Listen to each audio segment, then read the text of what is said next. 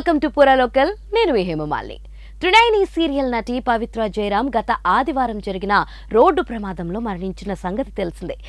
ఇక తన ప్రియురాలు మరణించడంతో మనస్తాపానికి గురైన నటుడు చందు శుక్రవారం రాత్రి ఆత్మహత్య చేసుకుని ప్రాణాలు వదిలాడు. తన ప్రియురాలు లేదని, తన పుట్టినరోజని తను పిలుస్తుందంటూ చందు సూసైడ్ చేసుకున్నాడు. నటుడు చందు ఆత్మహత్య ఘటన అందరినీ కలిచివేస్తుంది.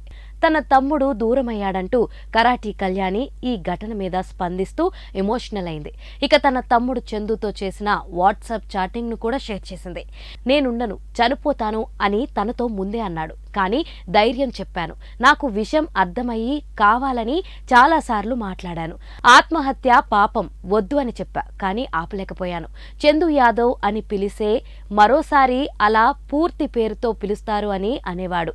విలన్ గ్యాంగ్ లో నా అసిస్టెంట్ గా చాలా సీరియల్స్ లో చేశాడు. త్రినయనిలో మేము కలిసి చేశాం. నిన్న ఒకరోజు జర్నీలో ఉండి కాల్ చేయలేదు. తమ్ముడు, ఇంతలా ఇలా దూరం అవుతావు అని అనుకోలేదు తమ్ముడు. నీ పవిత్ర ఆత్మకు శాంతి చేకూరాలని కోరుకుంటున్నానని వాట్సాప్ చాట్ ను షేర్ చేశారు. నేను వెళ్లడమే కరెక్ట్. చనిపోకుండా ఇక్కడే ఉంటే పిచ్చోణ్ణి అవుతాను, లేదా తాగుబోతుగా మారి ఇంట్లో వాళ్ళకి ఇబ్బంది కలిగిస్తాను. నేను వెళ్తున్నాను, ఎవరికీ చెప్పకండి అంటూ ఇలా పలు రకాలుగా చందు చేసిన మెసేజ్లు కనిపిస్తున్నాయి.